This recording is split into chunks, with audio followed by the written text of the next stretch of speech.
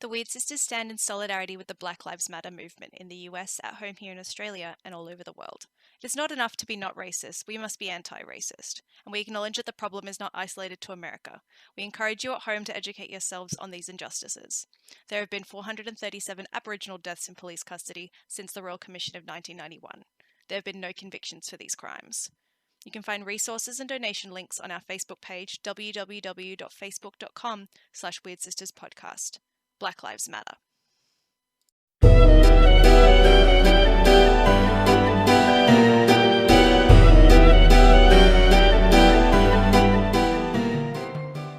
Double, double, toil and trouble. Some topics discussed may make people uncomfortable. For fair is foul and foul is fair. On this podcast, we will definitely swear. A lot. Now round the cauldron go, trigger warnings listed in the notes below. Thrice and once the hedge pig whined, the cocktails cry, it's time, it's time.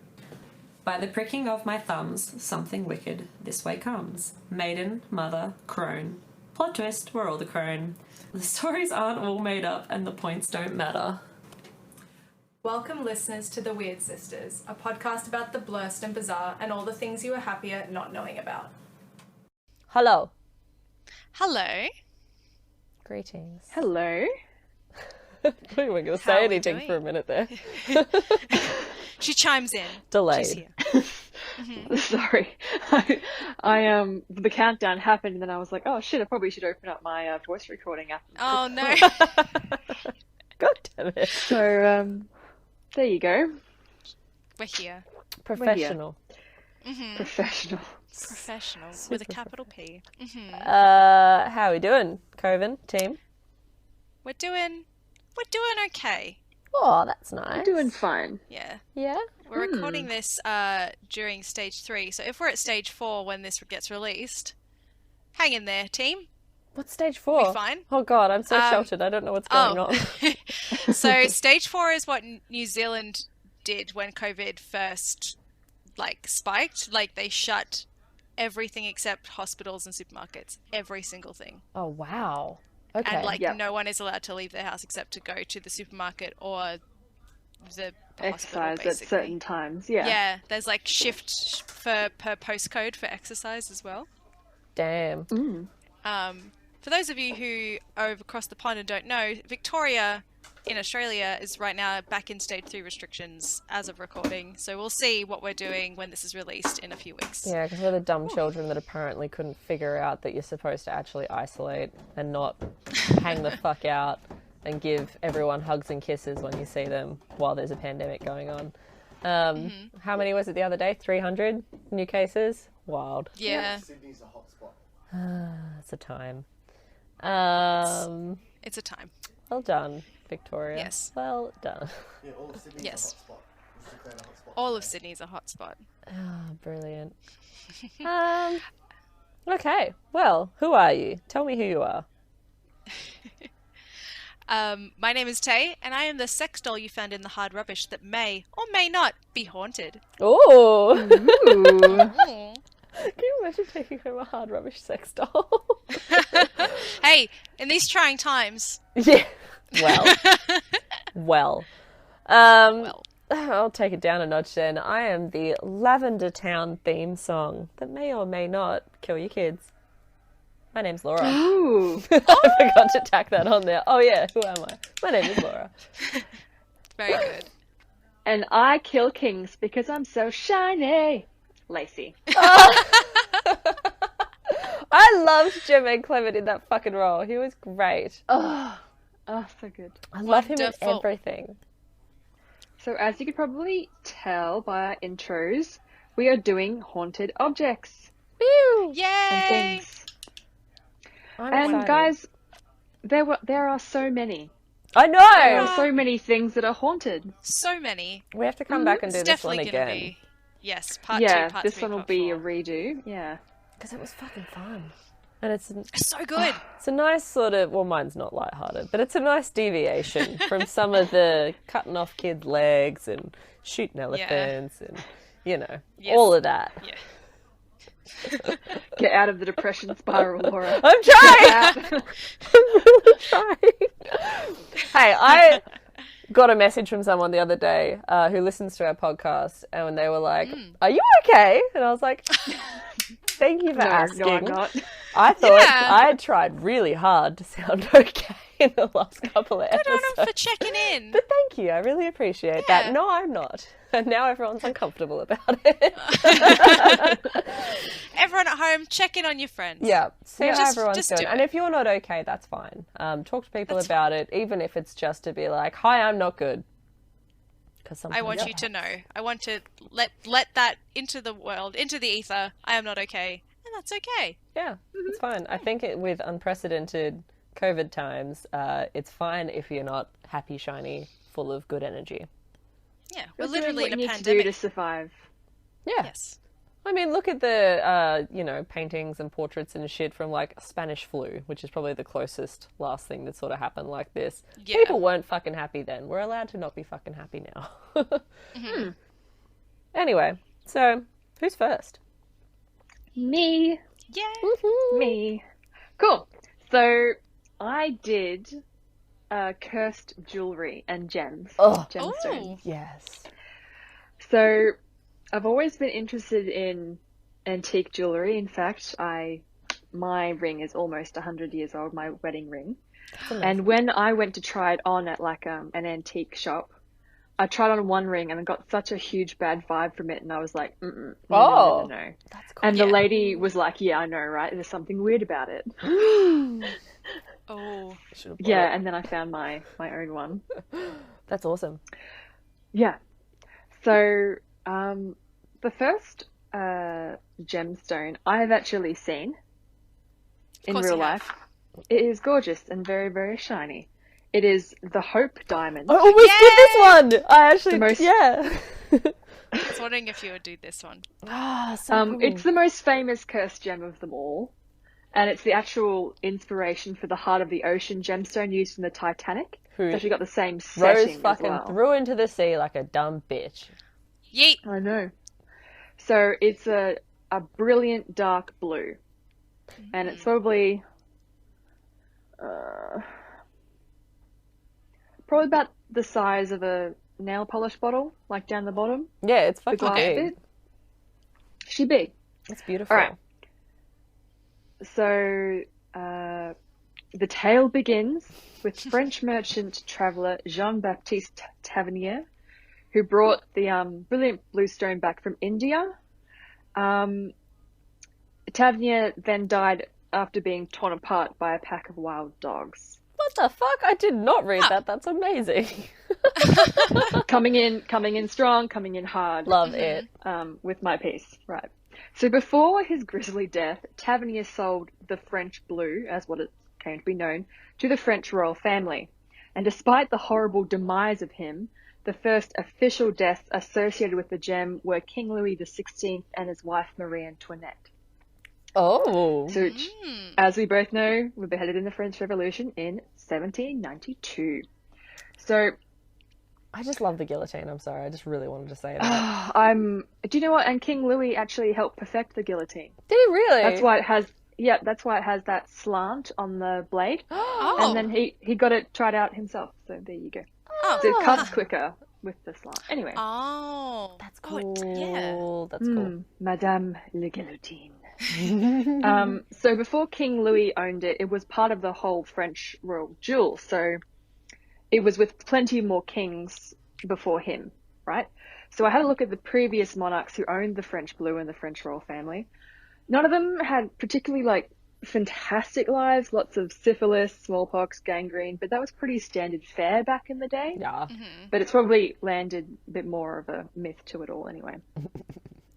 So during the revolution, there was a week-long looting of the French crown jewels, and the French blue disappeared into history. However, a deep blue diamond with very similar characteristics randomly showed up in London with a diamond merchant in 1812. Nobody can be completely totally sure that the French blue and the Hope diamond are the same, but according to the Smithsonian, which is also the name of my family's trivia team, strong Please don't dox yourself. Strong evidence indicates that the stone was the recut French blue, and it's the same stone as the Hope Diamond. So they're pretty positive that it's the same, but we don't know. Oh, that's cool. So from London, it was acquired by the Prince Regent, who was a massive playboy. He ate a lot of food and fucked a lot of women and spent a lot of money. I would like to do those things also. I Yes. understand. What an indulgent man. Yes. Sounds good. I'll book a holiday. Yay. But sold after his death due to repay like his debts. Like he fucked, A little there too was many. no money left after him. Little too many. Fucking So ate the all his gem- money. Yeah, he did. He was really, really fat. The gem next surfaced in another London gem collector and banker, Henry Philip Hope, which is where the Hope gets its name. The Hope Diamond gets its name. Oh, because I was going to say, is that because there is no hope once you have this diamond? Because that's kind of cunty. Oh, Yeah. But I like it. I like it. Yes, okay. it's a bit on So the it nose. stayed with the Hope family until it was sold to Cartier, the jeweler, in 1909, to settle the Hope family's massive debt. So they also got into debt like the Prince Regent. Cartier sold it to socialite and heiress, American socialite and heiress Evelyn Walsh McLean. McLean didn't like the setting. Cartier changed it. Like, this is like the Cartier of Cartier. Yeah. Like, we're like the top thing. And Cartier even told McLean about the curse. And she was actually more intrigued about the story than alarmed. She is said to felt that unlucky objects were lucky for her. Oh, Okay. that's so real into Cartier- yourself, hey? Yeah. Like, it's lucky for me. So I'm the above setting- this curse. I'm not like the other girls. no,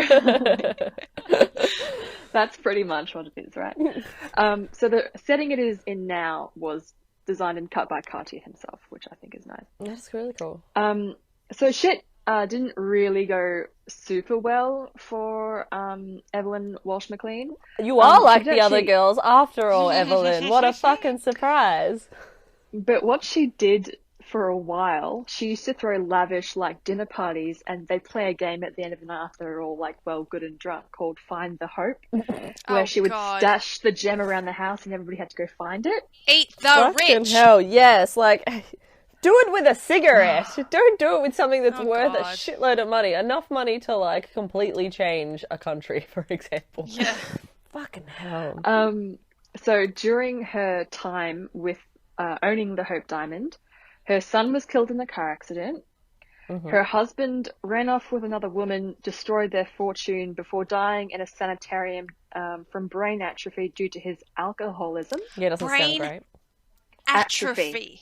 Atrophy. Oh my That means the Lord. wasting away of the brain. I didn't know it could do that with alcohol, but that makes sense. Atrophy. He must have drank a fuckload, right? Yeah, he basically pickled himself. Yeah. Well, the thing is, they would have been alive during Prohibition in the 1920s. So we know that the bathtub gin back then was very strong. Yeah. It's potent. He did pickle So- himself. He did pickle himself.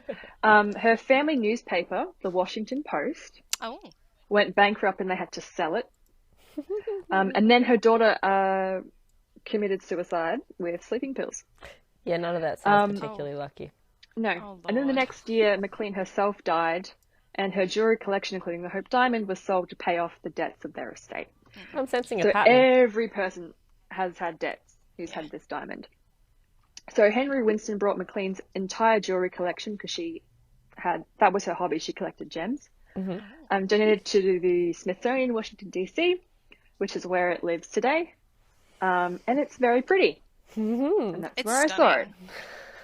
stunning. There we go. Wild. The next diamond I actually have also seen. Oh. Now this is I didn't- good. First I on the didn't count. realize how where everything was. Oh.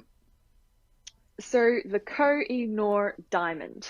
So it's an Indian white diamond that served as the eye of an idol of a Hindu goddess, which I think is awesome. That's really cool. Beautiful. But it was taken out. Of course. By white people? Oh no, Ah. but they come into it and they fuck it up. So I bet they we're fucking waiting do. for white I people. bet they fucking So do. before the white people came,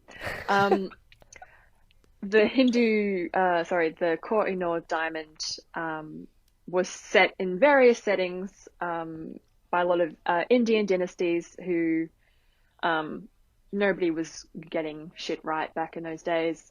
Lots of war, lots of like territorial things. But people who owned the diamond suffered being, here we go, slowly poisoned, tortured to death, boiled in oil, blinded by their mother, Oh. Wow.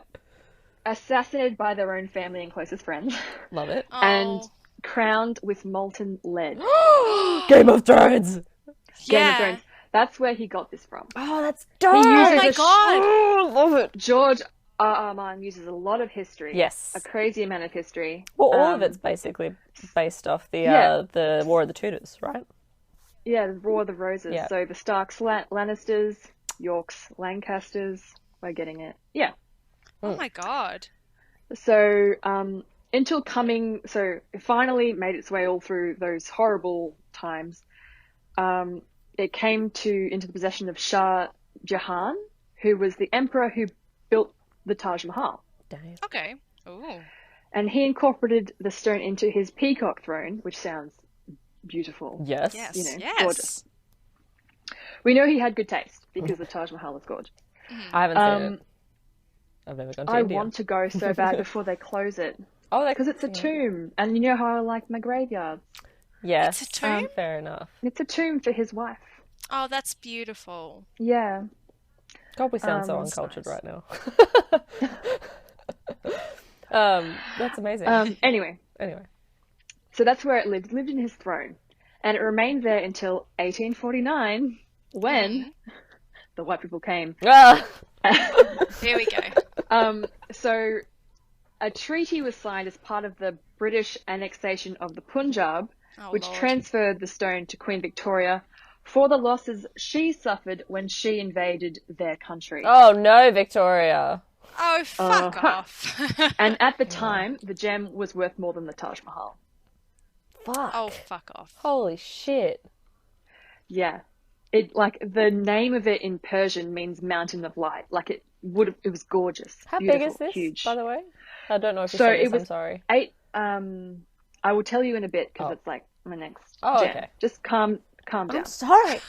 Made me interested. Put in our place.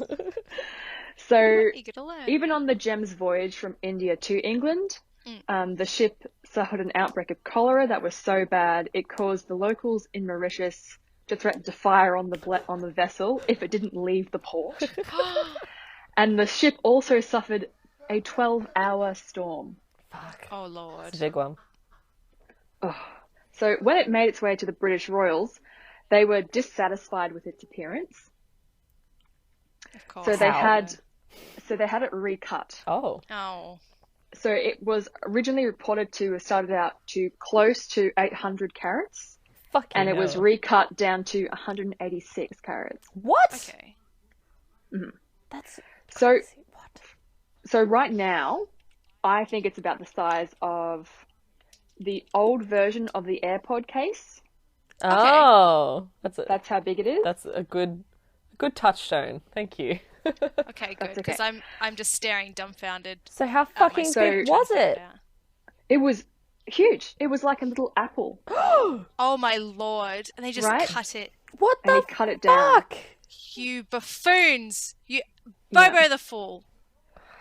In saying that diamonds have to be cut so that the light comes in so that they're extra shiny. But Okay. if this thing was already called the Mountain of Light at 800 carats with a crude cut, Yeah, no, You know. fuck. Yeah. Like, holy right, shit. okay. So today, the jewel is on display at the Tower of London, which I've Oh. been there twice. Absolutely, totally go for it. The Tower of London is worth the money. And it sits in the center of the Queen Consort's crown, right? Yep. Oh. So the last person to wear it was the Queen Mother. Right. Okay. That was her specific crown. Fucking hell. The Queen, just the stone itself carries a Hindu curse that says only women and gods can wear the diamond safely. Oh. Well, any male who wears it will know misfortunes, which is true because all of the rulers that got fucked up by it were dudes. Yeah. Fuck. So that's why it's always the queen. And Consistent. the queen consort will have it. So no male heir to the throne of the British royal family has ever worn the gem. And so if, so when Prince Philip becomes, no, not Prince Philip, sorry, Charles becomes king, Camilla will wear it. Okay. Okay. And when William becomes king, Kate will wear it. But they don't want to wear it, and the queen herself has never worn it. Because it's sort of like, it's not great, really. No. I mean, you took it basically, from your country. You took it from, yeah. Give it back. So Maybe you Indian should fucking officials give it have, back. maybe you should give it back. Indian officials have repeatedly requested the return of the diamond, saying it was taken illegally as a spoil of war, which it totally was. It super was. And the British officials have denied that request, saying it's not sensible. That is the most British response I've ever heard. It's not sensible. No one's using it. No one's wearing it. Don't need it. Bit nervous about it. Won't give it back. No, won't give it back. All of the diamonds on here and sapphires and everything, they're mined in India. I was going to say that both the first two came from India. How crazy. Yeah. And India's a place for huge motherfucking diamonds. And actually the biggest diamonds in the world have come from India. Oh. And they were 1,300 carats. And guess where they're displayed? Where? In the Tower of London. What a fucking surprise. I really want to go to the Tower of London ever since, like, I remember being young and hearing the story about the construction workers finding the two little boy skeletons. Oh, do you know what? Yes. I've seen the staircase where they were. Yeah? Yeah. I want to go. They must have curled them up. It's very small, is it? It's very small. Yeah. I really want to go.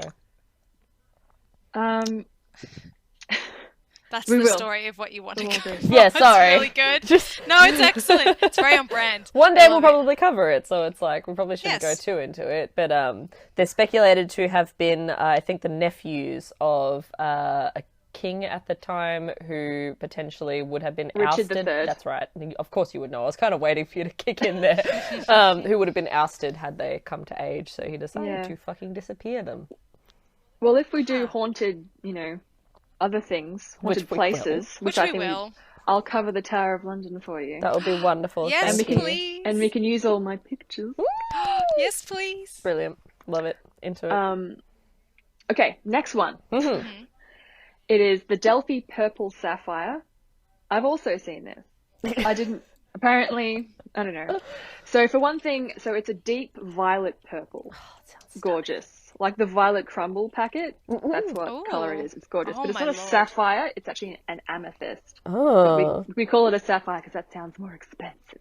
It does, yeah.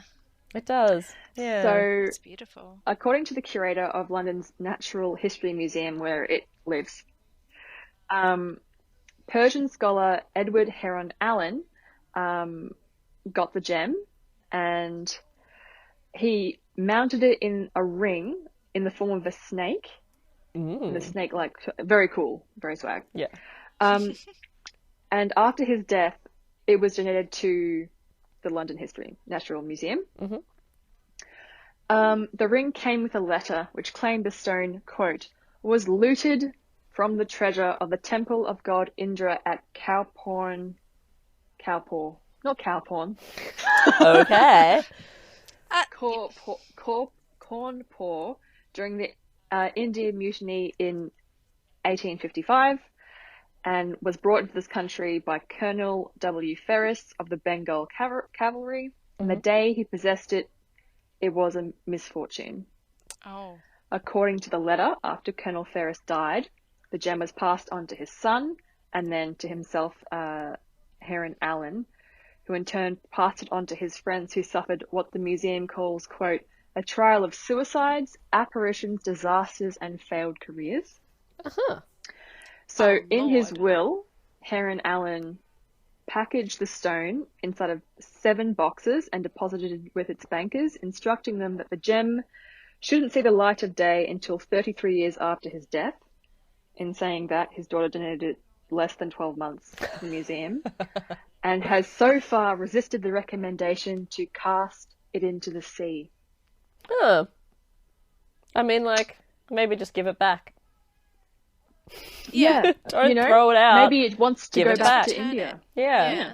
Maybe that would... Nobody throws stones in the ocean. Yeah, can we Thank you. fucking stop doing that? That's not... It didn't work in Jumanji, and it didn't help anyone in fucking Titanic. Let's stop throwing shit we don't want in the ocean. Yes. Yep. Now, the last gem I haven't seen, and nobody has, Oh! because it has been lost to history. So this is the fatal opal of the Spanish royal court. Oh, that sounds fucking cool. Ooh.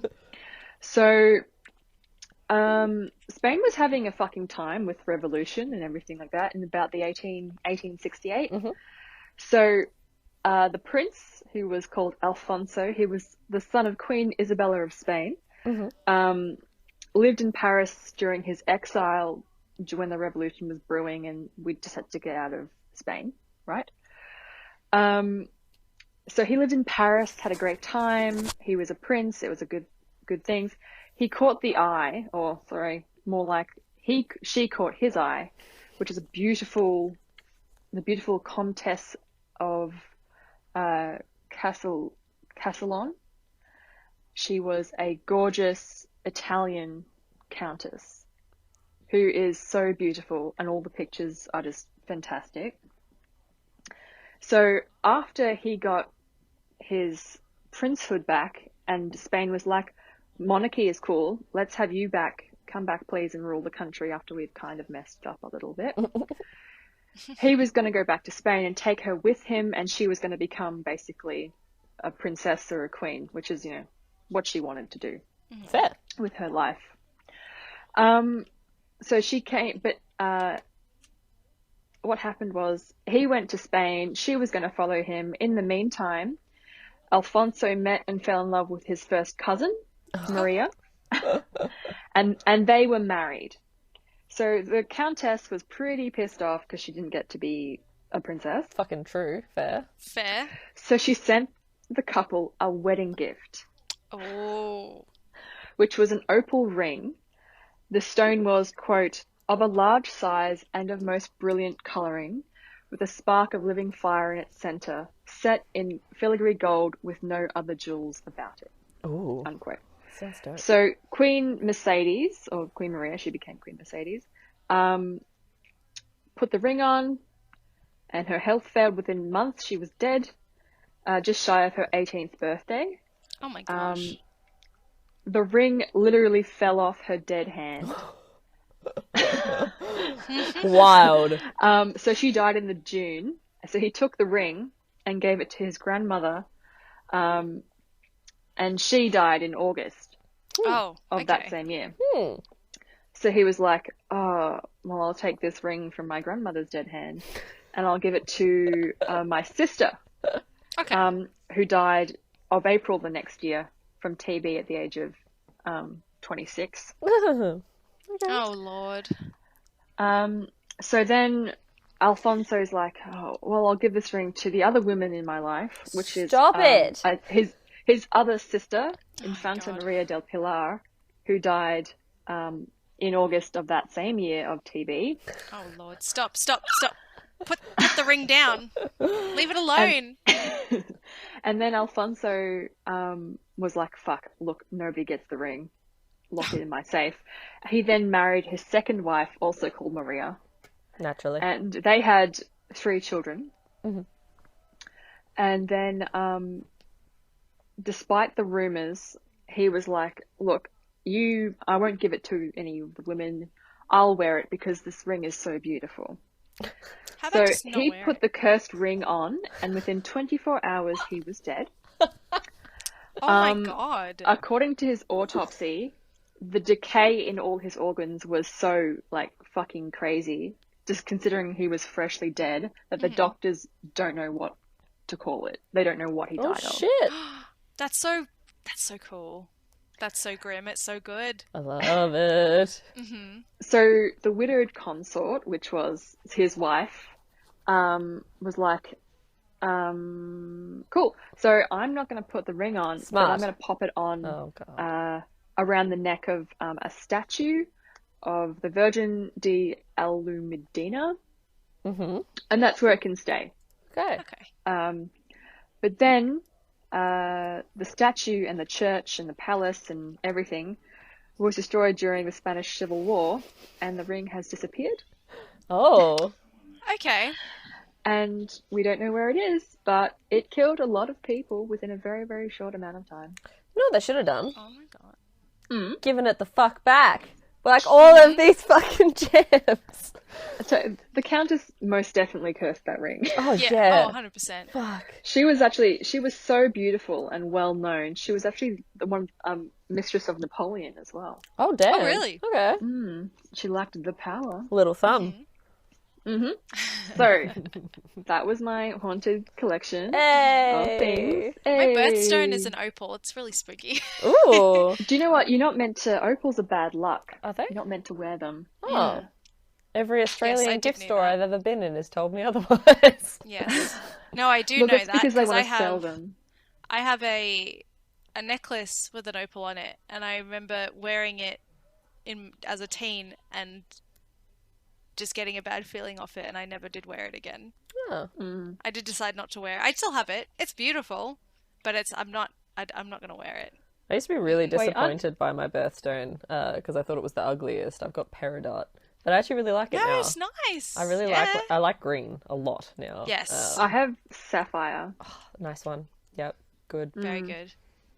My wedding ring is sapphires. That's right. It is, isn't it? Yes. Oh, beautiful. What What's- stones?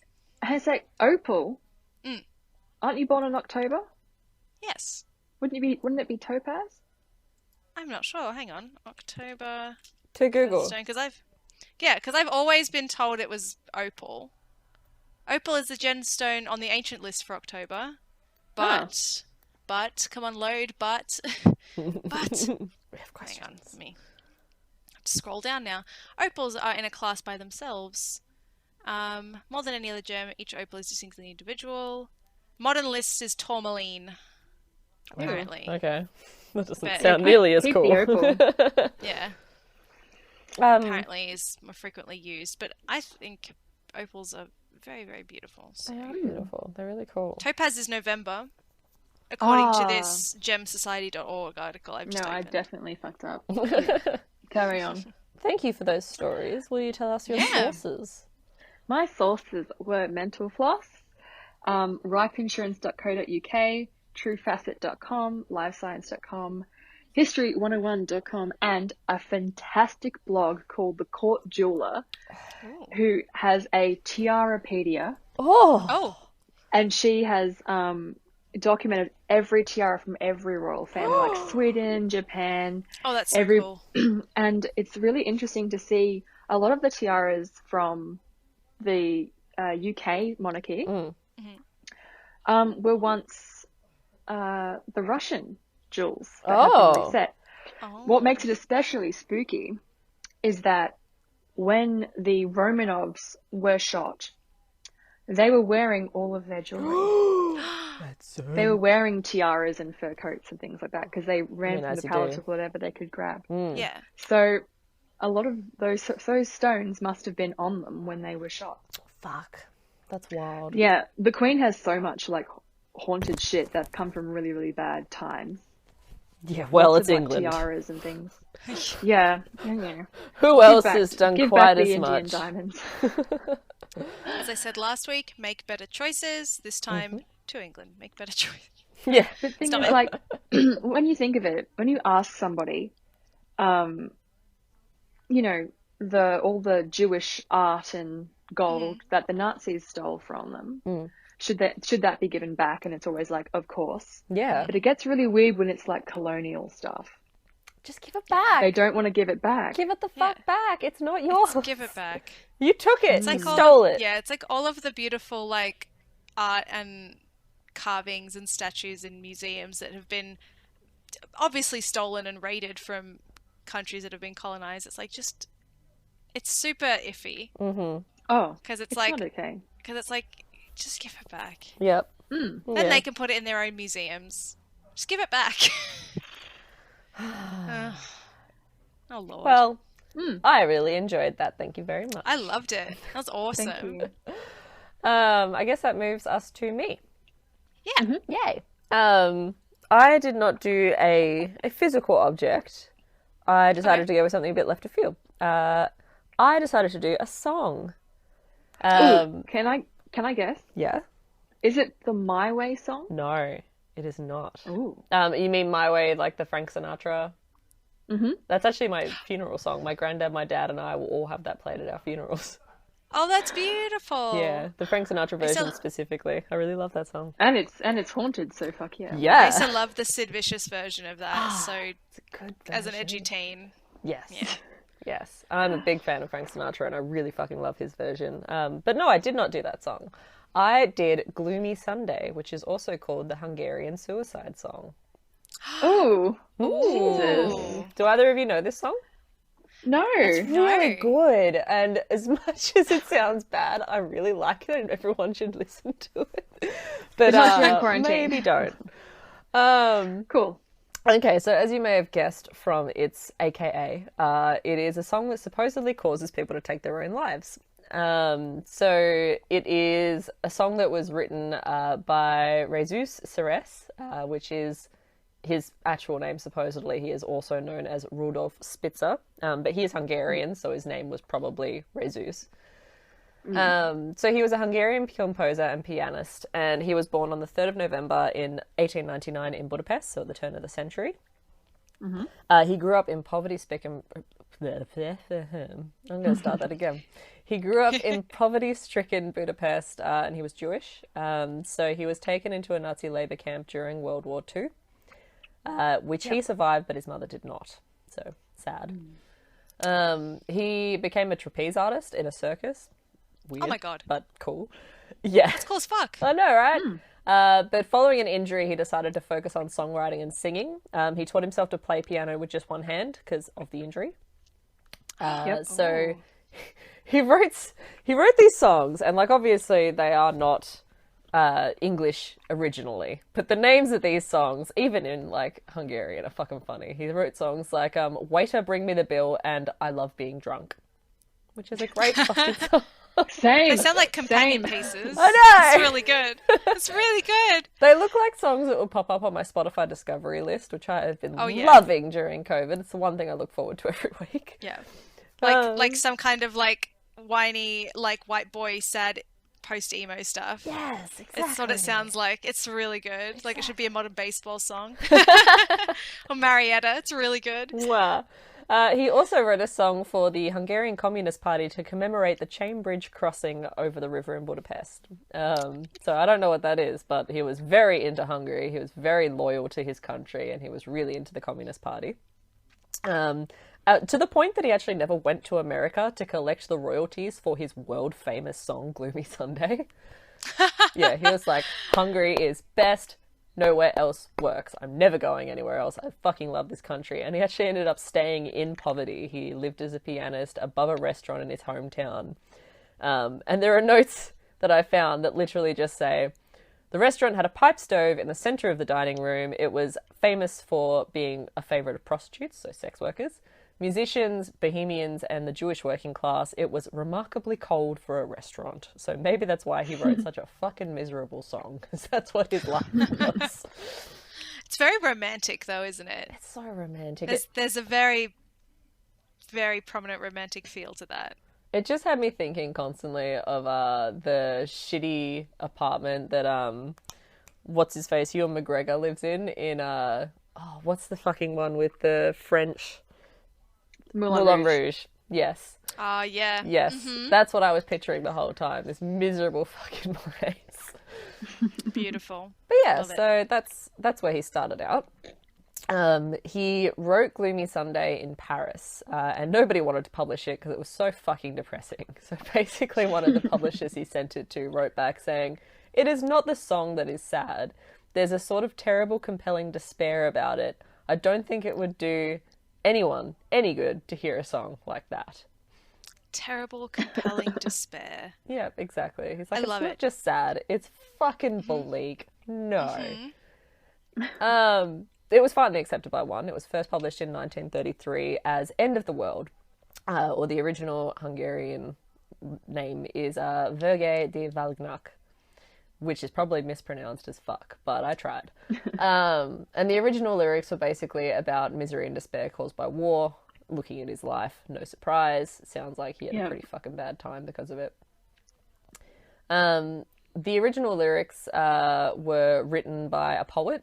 So Jesus wrote the music, and then his poet friend Laszlo Havor wrote his own lyrics to it, which in Hungarian is Soromu Vasárnap, which basically is end of the world.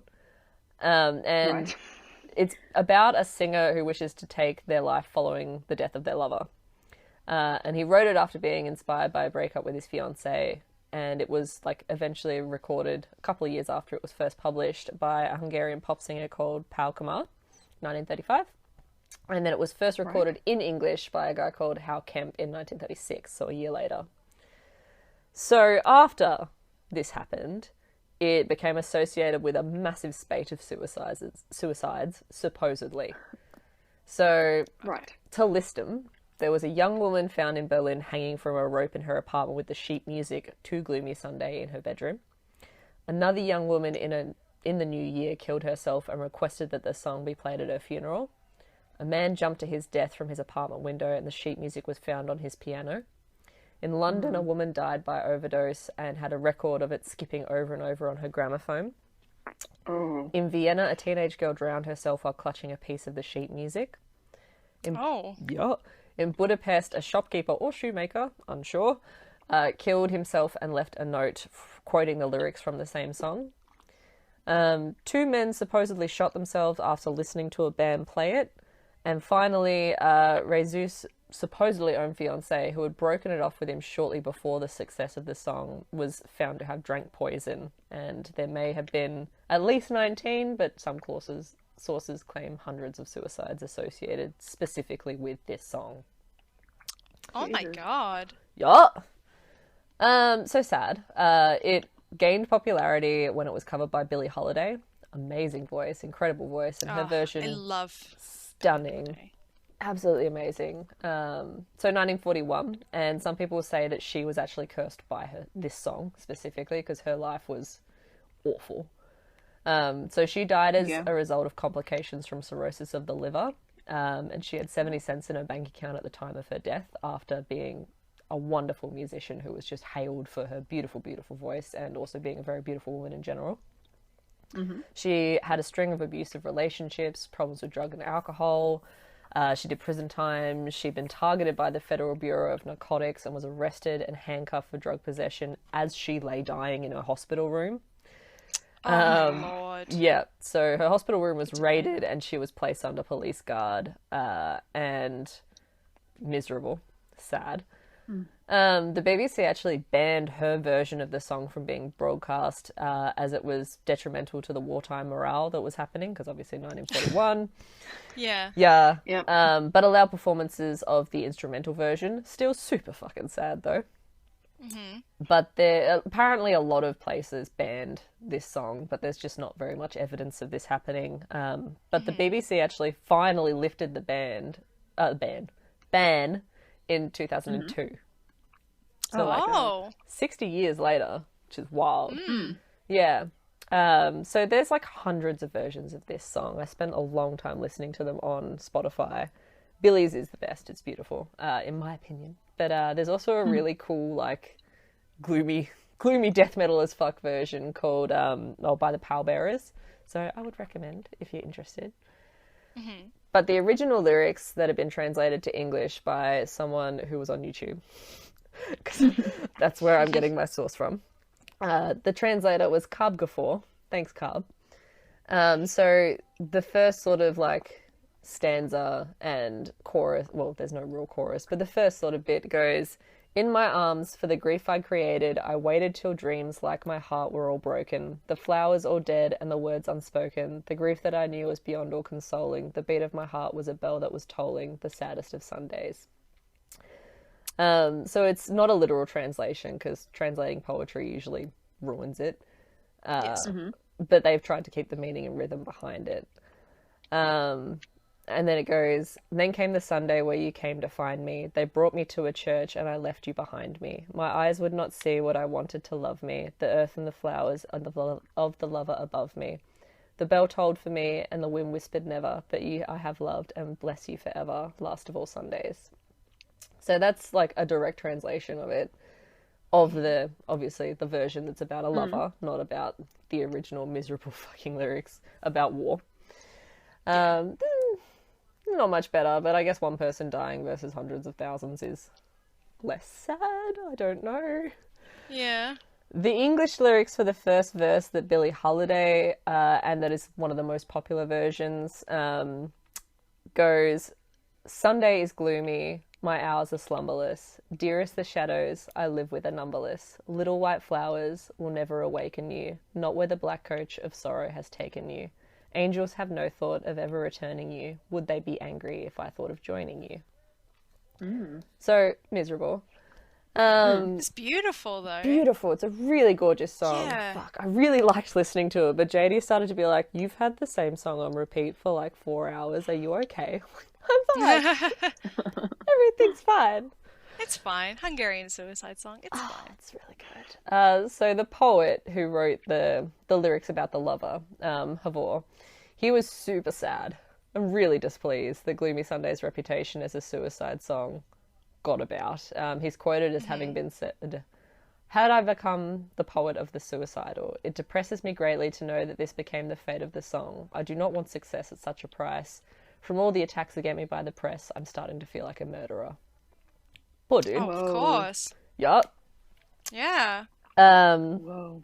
So it goes on, and Jesus' fame begins to wane, obviously, after a while. He only really got big on Gloomy Sunday and nothing else really sort of lasted. His loyalty to the Communist Party that he had loved so much sort of like failed. He got real depressed. Hey. Same. Hey. I understand. And he attempted to commit suicide by jumping out of a window. He survived. Yeah. And then he choked himself to death with a wire in the hospital afterward. Okay. Yeah. Oof. Very sad, very determined. Didn't want to be around anymore. He died on the 11th of January 1968 at the age of 69, which was obviously quite a long time after he'd written the song originally, so... Was it the song? Yeah. Was it not? Everyone dies eventually. Everyone who's ever breathed has died. Oxygen is the reason we're all dead. Yes. You know what I mean. Yeah. So the obituary read on the 13th of January in the Budapest paper. Jesus Ceres, whose dirge-like song hit Gloomy Sunday, was blamed for a touching off of a wave of suicides during the 1930s. He has ended his life as a suicide, and it was learned today. Authorities disclosed that Mr. Ceres jumped from the window of his small apartment here last Sunday, shortly before his 69th birthday. The decade of the 1930s is marked by a severe economic depression and political upheaval that led to World War II. The melancholy songwriter Mr. Ceres, with words by his friend Ladislas Javor, I can fucking not talk anymore, declares at its climax, "My heart and I have decided to end it all. It was blamed for a sharp increase in suicides, and Hungarian officials have finally prohibited it. It has been, in the English version, banned over some radio stations, and nightclubs have forbade its performance. Mr. Ceres complained that the hit of Gloomy Sunday actually increased his unhappiness because he knew he would never be able to write a second hit." Oh. Sad. So he once wrote of his conflicted emotions towards his morbid masterpiece. "I stand in the midst of this deadly success as the accused man. This fatal fame hurts me. I have cried all my disappointments into the heart of this song, and it seems that others with feelings like mine have found their own hurt in it."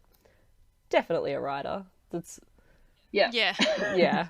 Such a oof. Sorry, dude. It's really sad. The urban legend about this song is very much an embellishment by like looking at the high numbers of Hungarian suicides that occurred at a time where everyone was fucking miserable. World War Yes. II. There was a lot of Yes. famine and poverty in Hungary, and all over Europe and all over the world. It was not fucking good. So you know, there was obviously the rise of Nazi Germany's influence over Europe, and there's no studies that have drawn any sort of clear link between the song and suicide. Yeah. It does sound like a funeral dirge, like it sounds a lot like Chopin's Funeral March, you know, the dun dun dun dun. Yeah. Dun. Yeah, sounds a lot Classic. like that. But yeah, it's a really fucking beautiful song. I don't know if it's a good idea to recommend people listen to it, but I really like it. Oh, I'll be listening. I'm putting this on Spotify as soon as we hang up this call. As soon as we finish. It's going to be bopping to this all weekend long. But just to finish up, before I give you my sources, there's a couple of other similar little songs that I thought would be really interesting just to fly over real quick. I'm pretty sure that this would have inspired Jacques Palahniuk's Lullaby, which is a novel about a song that puts the listener of the song to death. It's an African culling lullaby that's printed in a children's book, as you can imagine how that goes. Excellent. Really good book. Yeah. It's one of my favourites. Love you, Chuck. Lovely Chuck. And then there's also the Lavender Town child suicide conspiracy, which is a creepypasta story about how in the spring of 1996, more than 200 Japanese children aged 7 to 12 were driven to suicide by a high-pitched tone hidden in the Pokemon Fire Red and Leaf Green Game Boy games. And a bunch of kids apparently got like serious migraines and nosebleeds and turned violent when parents tried to take the game away. It's just a creepypasta. It didn't actually happen, but it's still cool. Oh yeah, that's a classic one. I love that one. Same. Oh, when I mentioned to a friend of mine that I was doing a suicide song, he was like, Lavender Town. I was like, no. But good choice. Lavender Town. Yeah. Got it. So just my sources to close out. I looked into a article by Psychology Today that has a lot to do with songs about suicide. I looked at a Gorka article about, again, this and also the Lavender Town creepypasta. Jewish.hu in relation to Jesus and his life. Wikipedia on a couple of different articles to do with the song and the time and himself, like Jesus. Also, www.strangerdimensions.com and Mental Floss. Wonderful. Yay. Thanks That for was listening excellent. to That my was so miserable song. interesting. Yeah, thank you for sharing. It was I really loved that. interesting. I really liked it. It was a good one to look into. Yeah. Alrighty, my loves. I'm going to take you on a little journey, Yes. a little internet shopping spree, if you will. Ooh. So, full disclosure, this is not my original idea for this segment. I am a huge fan of the podcast My Brother and Me. I listen to pretty much all of the McElroy brothers content. For anyone who doesn't know, the McElroys run a podcast, Mabim Bam, My Brother and Me. It's an advice show, but they have a bunch of like really silly segments that they all like kind of bring to the table every now and then. And one of those segments is called Haunted Doll Watch. And love it's it. by Justin. He's I my love this favorite one of the with his trio. wife. And basically, when we suggested this topic, my mind instantly went to haunted dolls because they're a horror staple. You know, Child's Play, Annabelle, Puppet Master, like so many films. So I'm going to do my own little haunted doll watch for you. So I did some scrolling through eBay and Etsy, and there's a pretty even split of like custom dolls that are like modded to look like haunted and scary. No ghostly possession included. They just look really fucked up. And then there are the typical like cracked porcelain matted hair, like maybe haunted but super white bread in terms of like spook factor, like really tame dolls. And I'm going to read their descriptions, their listings to you. Oh, I love it. So, yes, so I have Gabriella, very sweet, positive, calming, period, haunted, period. She is 140 AUD, on sale from 165 AUD, so she's 15% off. Ooh. Nice.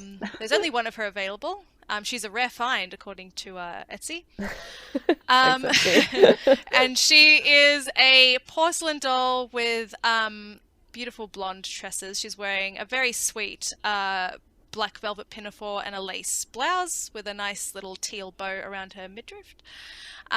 Meet Gabriella. She is a super sweet woman in her mid-20s. She is calming, welcoming, and very provocative. No, protective. Protective. Provocative. No, Is this she's last week's protective. episode? And next up we have our haunted sex doll. No, I'm kidding. Oh. So, Gabriella was a midwife and absolutely loved her calling. She has birthed hundreds of babies in a very difficult time under very different circumstances than what we're used to. Gabriella has also been super protective over babies, children, and pregnant women. She likes pets as long as they are friendly and gets along with other spirits again as long as they are friendly as well. She is located in the United States. You can get her shipped to you for a cool and cheap 40 Australian dollars. Returns Oof. and exchanges are accepted, though exceptions may apply.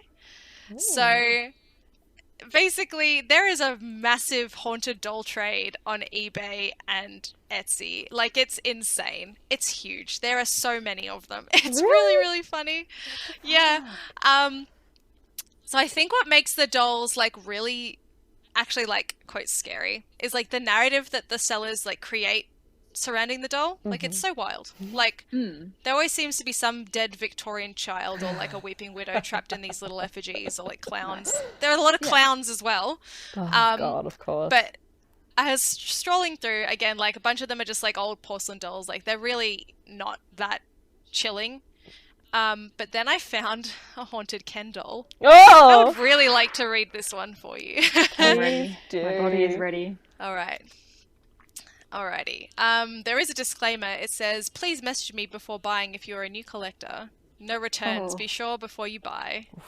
Experienced collectors preferred. So Ken is not his real name.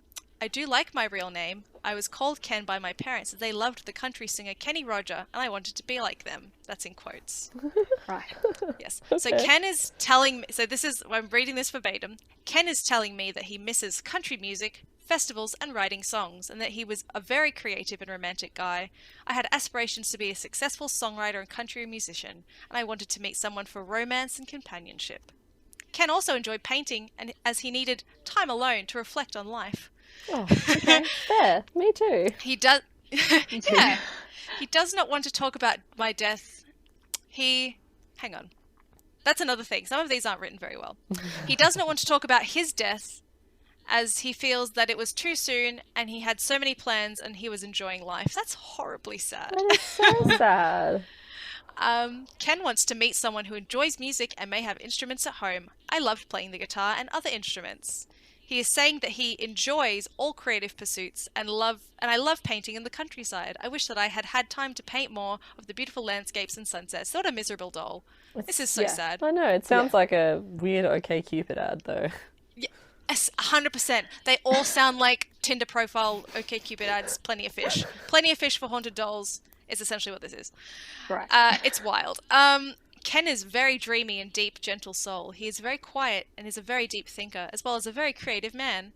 He is saying that he wants me to price his vessel at an unfortunate age in which he died. It was a horrible freak accident. What the fuck? So his price, which is $50.93 Australian, is the age that he died, apparently, which is also extremely grim. Yeah. But because that is an AUD, and this seller is from the UK, that would make him around 25. Oh. 25 pounds. Yeah. Aww. Okay. Oh. That's even sadder. Oh no! Aww. He is perfect for a new collector and for someone who has several spirits. However, he has said, quote, I am not so keen on darker spirits. I prefer to go to a household with positive energies and spirits. Alrighty. Fair enough, Ken. Me too. Yeah. You know what? That's fair, Ken. I feel like that's a fair request. Yeah.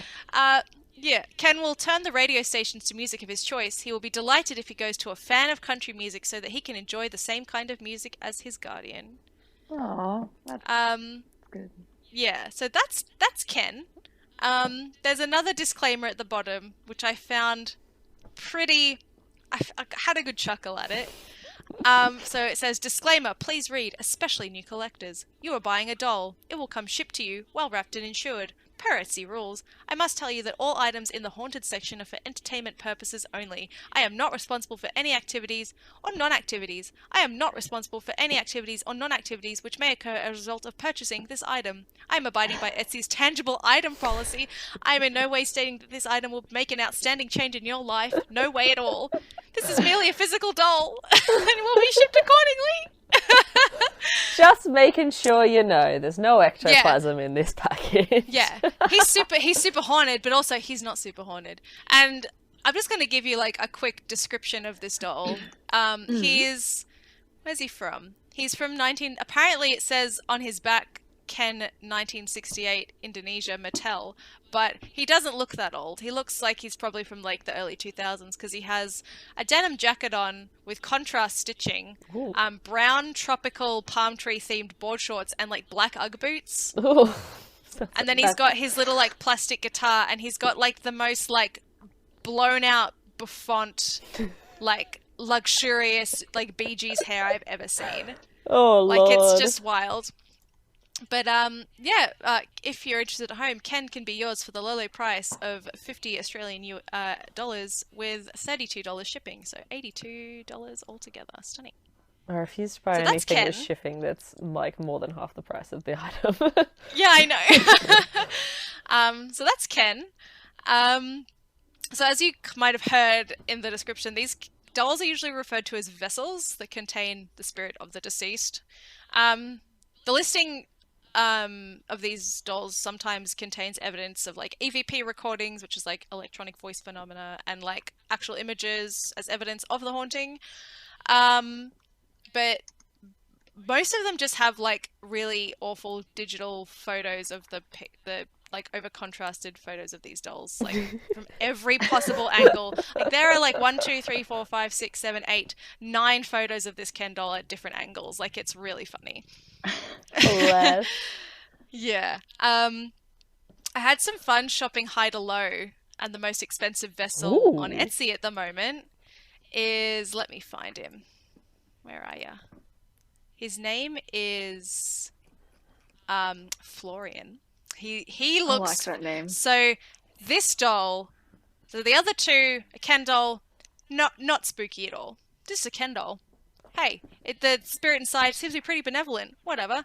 The other one, Gabriella, she seems fine. She's protective, provocative, we don't know. This one looks so fucking cursed. Yeah. This doll is, I believe, 100% this doll is haunted. It looks terrifying. And I'm going to put him in our Discord channel, and you can probably... Ooh. I'm going to decide whether or not I want to put him on the socials just for, like, privacy reasons. Look fair. But that being said, he is a listing as a thing you can buy. So that's Florian. Oh, he does look cursed, doesn't he? Yeah. So Florian, for those at home, is he looks like he's carved from wood. Yep. He's in he looks like he's stepped straight out of Hamilton the musical, He done looks by like he like knows 8-year-olds. something. Yup. So in his listing, we'll get to that. But he looks like he knows something. He looks a little bit cheeky, like he's sizing you up. He's spooky as hell. His hair is disheveled. He essentially looks like he's just stepped off the Hamilton Broadway show. Mm-hmm.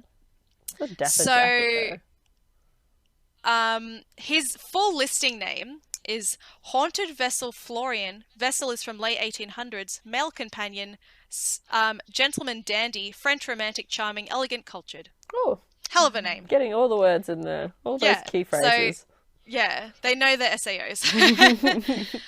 Now, Florian has a fucking opus of an item description. Damn. It's so long. I had to cherry pick the highlights for you because I thought if I read this, we're going to be here for an hour. Like it's long.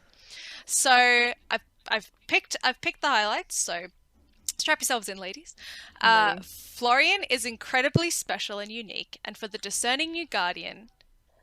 Full stop. Oh, okay. Yeah. His vessel is very rare. He is a late 18th century carved wooden gentleman doll, and he has an aquiline nose, which, for those at home, is kind of like it has a large bridge, sort of almost like an eagle's beak. Mm-hmm. A Roman nose. Yes.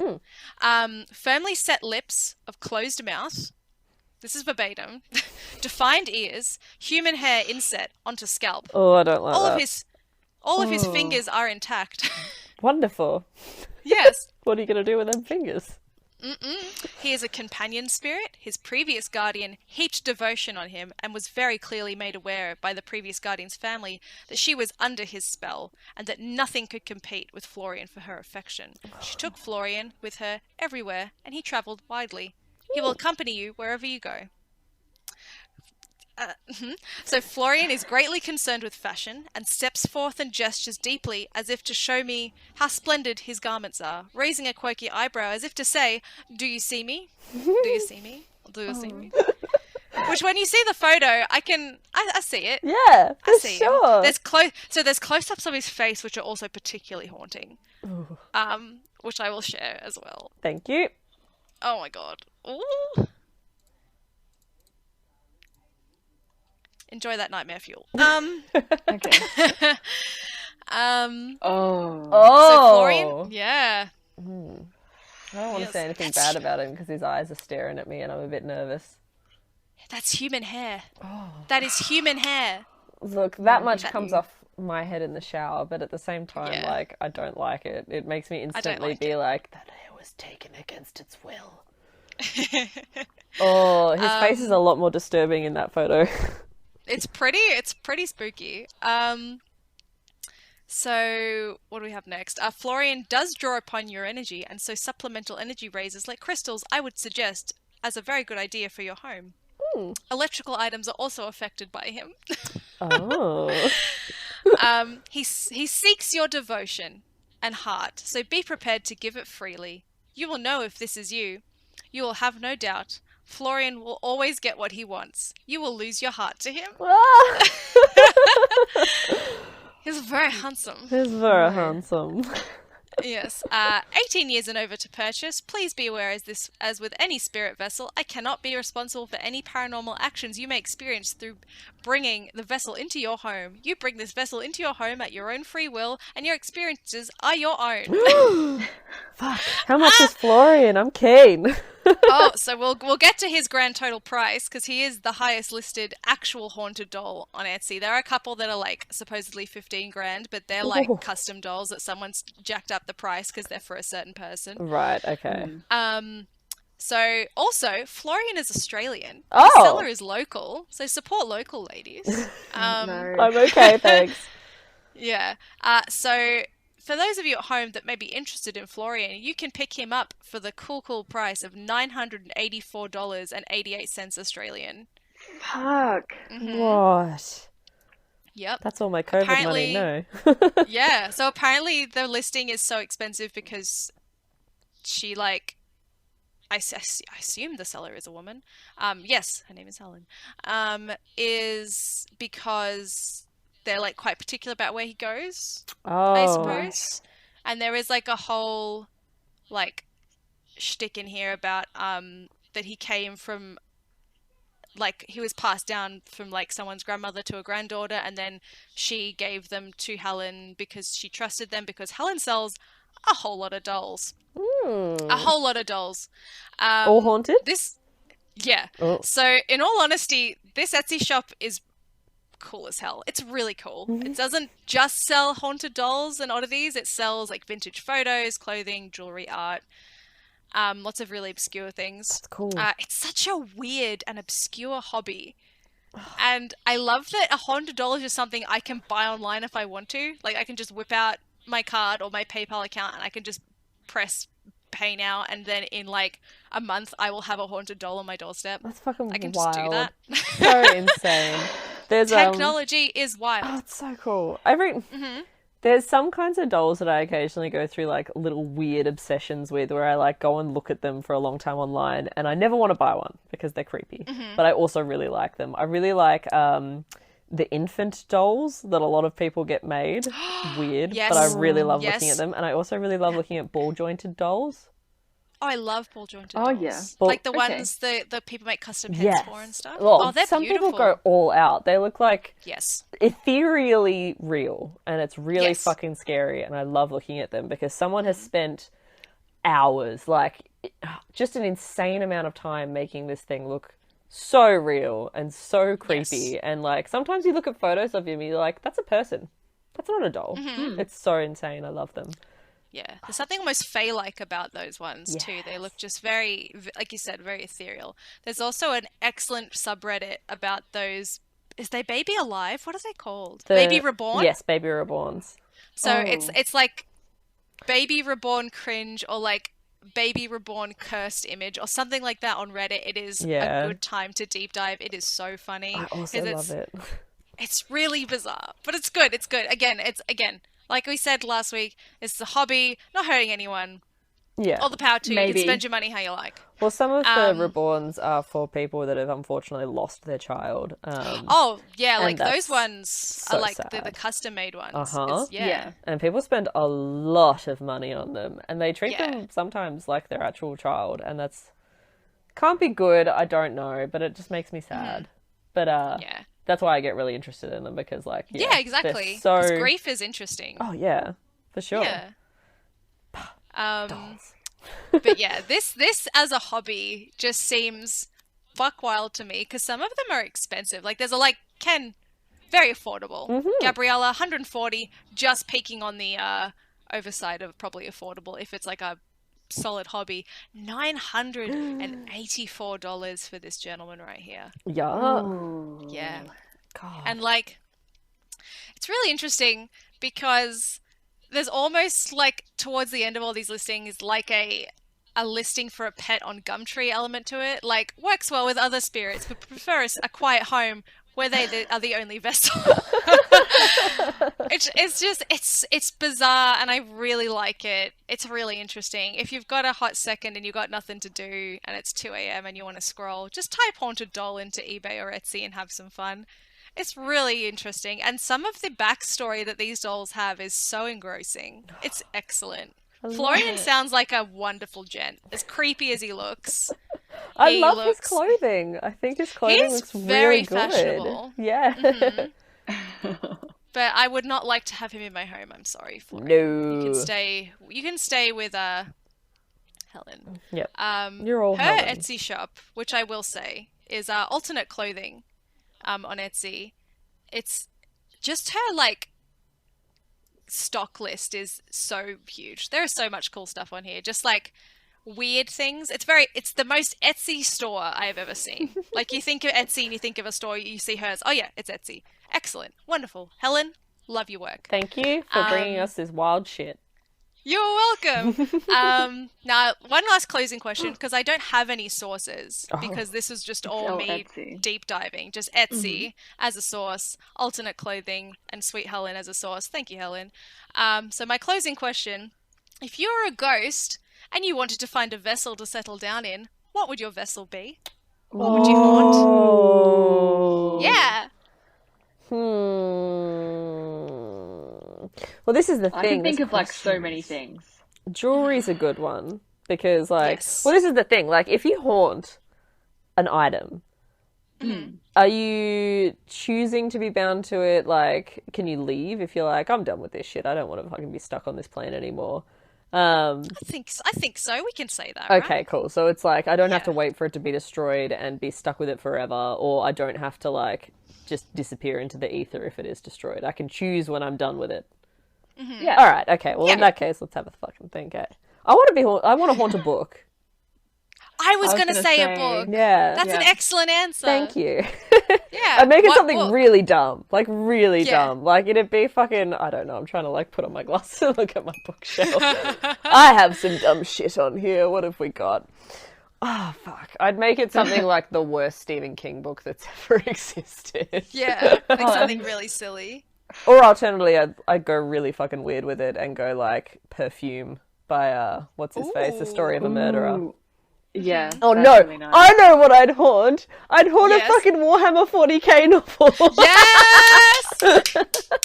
Haunted Horus Heresy. I love it. Yes. Excellent. I want to be I want to burn fucking Burning of Prospero. Yes, perfect. That's it. That's what I want. We've got a vessel. What about you, Lacey? See, I was thinking a tea kettle. Oh, Excellent. I like that.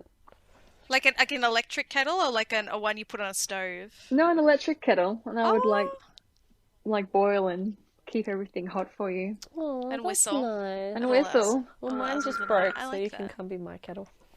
Oh, That's beautiful. I like that a lot. yeah, I think a tea kettle would be cool. That's a really good answer. It is. What about you, Tay? I think I would haunt a D20. And depending on who owns my vessel at the time, I would either roll really well for them all the time or just really shit. Yep, until I give you Yeah. to someone Like- good. Yeah. Fuck Like, oh, like, I like you. You're going to get crits on every roll. Oh, you want to do this ridiculous thing the DM says you can't? Watch me roll a fucking 30 on this D20. Deal. And then if I, like, don't like them, it's ones around the board, mate. Yeah. Critical fails all across the board. Recommendation, just jumping off of that because we just started watching it, Harmon Quest. If you like any kind of role playing and you have not watched Harmon Quest, watch Harmon Quest. God, it's funny. I will take that recommendation. I have not watched Really it. good. It's Done. really good. It's just Dan Harmon, who Rick and Morty fame, etc. Usually with comedians, one of the episodes we watched last night had Chelsea Peretti. She's so fucking funny. I love Oh, Chelsea yes. Peretti. Yep. And a very, very good DM. Basically, they partially animate the story. So, like, you switch between seeing what they're seeing in their created imagination together. And, Oh, I love that. yep, and also, like, animation of it. And it's obviously, like, typical Rick and Morty style sort of thing. And it's great. It's really, really good. It's funny as. Oh, that sounds wonderful. Oh my god, Yeah, I like yes. Thank you. No, whackers. Oh, and thank you, Hags, for these stories. Yeah, they were good. That was a nice, chill Yeah. episode. Naturally, next week we need to come back with something fucked up. Yeah. Let's just go balls to the wall. Yep. And thank you all at home for listening, as always. We love you. We You're all do. what keeps us going. Thank you for all of those who have left us reviews and comments. If you'd like to do so, you can follow all of the links to our socials on WyrdSistersPodcast.com. Yep. You can also find through those links links to Black Lives Matter resources and donation links, because once again, that movement is still happening despite what the media thinks. Yeah. Yeah. Dope. Well, that's all I got to say. I got nothing else. Yes. I'm living No. a very boring life at the moment, so I have no new things to tell anyone. Lockdown woes. Yeah. It is fine. Week 1 down, 5 to go. Yeah. Ha. Awesome. Maybe when this comes out, we might be out. Who knows? Well, that's only going to be 3 weeks from now, so I doubt it. No, never mind. Never mind. Don't give me hope when there is none. Ha. On that note, goodbye, my loves. Goodbye, our coven. everybody. Thousand Bye. blessings Take upon your care. houses. Blessings, blessings. Bye. Bye.